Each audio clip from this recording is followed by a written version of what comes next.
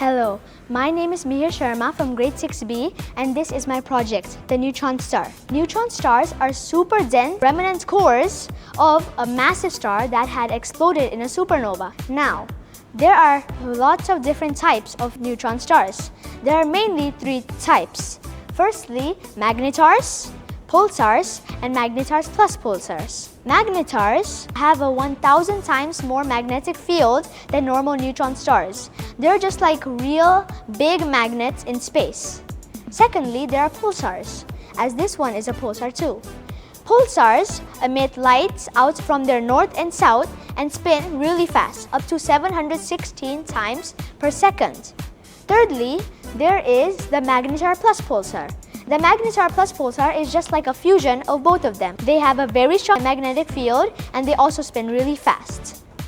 Now, in conclusion, neutron stars are a very big part of or give opportunities to scientists. They are really like magic. They spin very fast and they really tell us how the universe can go at its maxes.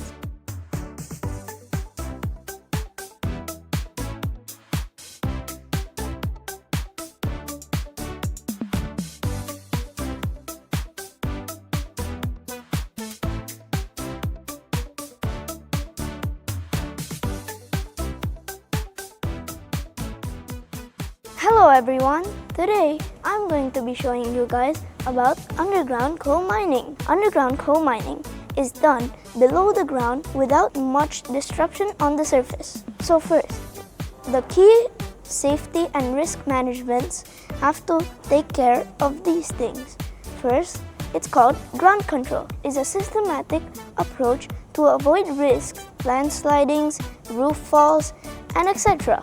And then we have ventilation systems used so the miners who are underground can breathe properly. With oxygen tanks and a mask for that, it's called gas management. Employees working in underground coal mines, they also need to know the safety regulations like wearing the appropriate gear like the helmets and a flashlight. They also need to know what happens if there's a flood in there. They need to be trained. And the last thing, environmental and community impact. Ground pollution, surface pollution, it also causes air pollution, and many more.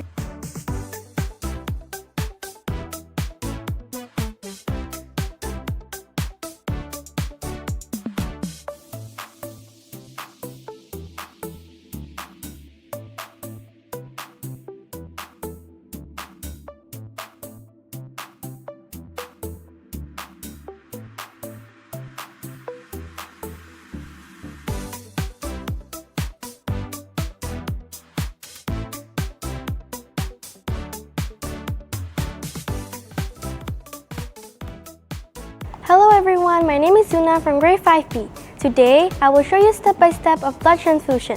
First, prepare the tools such as infusion set, tourniquet, and alcohol swab. Make sure your hands are clean by washing hands and using gloves. Next, put the tourniquet and find the patient's vein. Then clean the patient's hands using alcohol swab.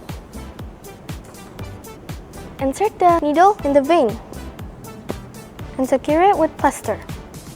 And remove the tourniquet. Then, adjust the roller clamp while looking at the drip chamber and turn it off. When the process is finished, remove the tape, also the needle. Now put alcohol swab or cotton. Thank you.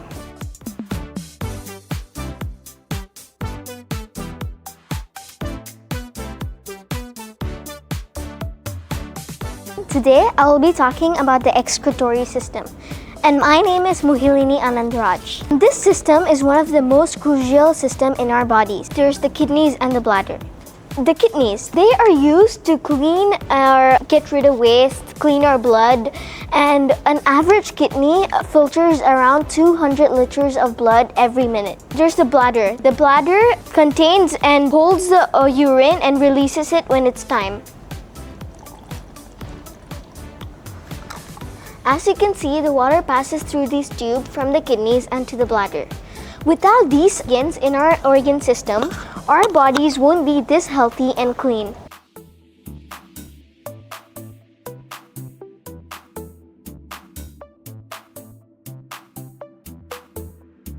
Hi, respected teachers and friends. My name is Abigail Loretta Eugenia, and today I will explain my project about muscles and how they work with our bones to help us move. Bones cannot help us move every single day because bones are hard and rigid. Instead, they need muscles. Muscles are soft tissues that can contract and relax.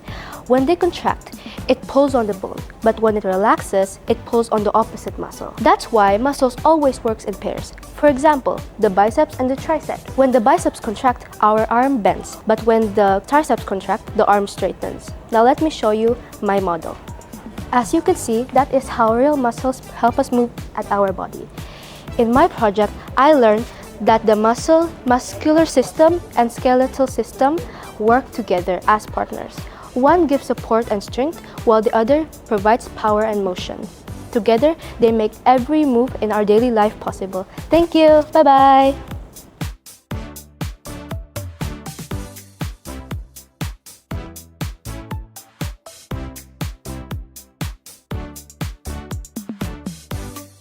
Hello guys, let's take a look at my project, the Crystal Growing Station. Sugar crystals are more like rectangles with pointed ends, but salt crystals are diced crystals. This is how to make a salt and sugar crystal. First, you use sugar or salt to make this solution. Then, you pour hot water and then mix until all of the sugar or salt is dissolved.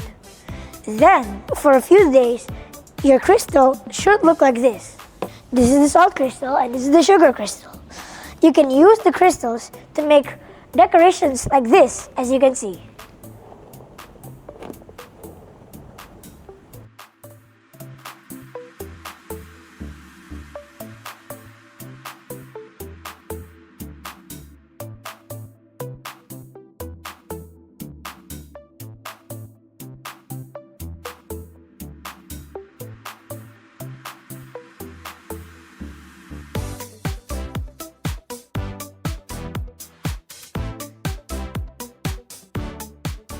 Hi, my name is Ananya and today I will talk about my telephone. The inventor of telephone was Alexander Graham Bell.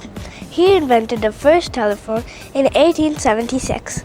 Now, 6.9 billion people are using mobile phones. There can be advantages and disadvantages of using telephone.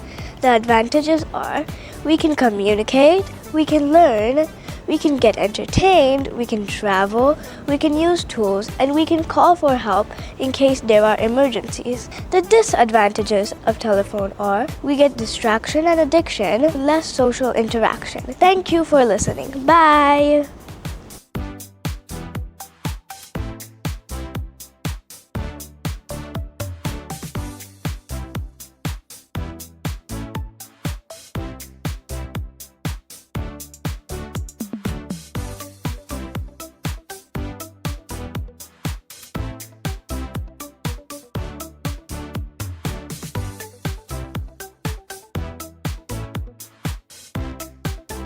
Hello everyone, my name is Orlando Moses Daniel, although I do prefer being called Moses. Today I have created a presentation and model of the Mohs scale.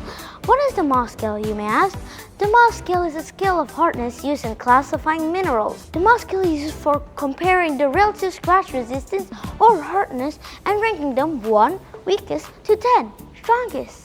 I have added a diagram to help us fully comprehend and understand the topic. As you can see here, the diamond is the strongest, standing at the number 10, and also at the lowest, tall, standing at the number 1.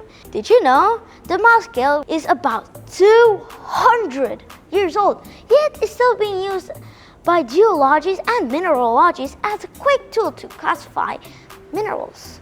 Did you also know that the Mohs scale was created by Friedrich Mohs? Thank you for listening. In case I don't see you again, good morning, good afternoon, good evening, and good night!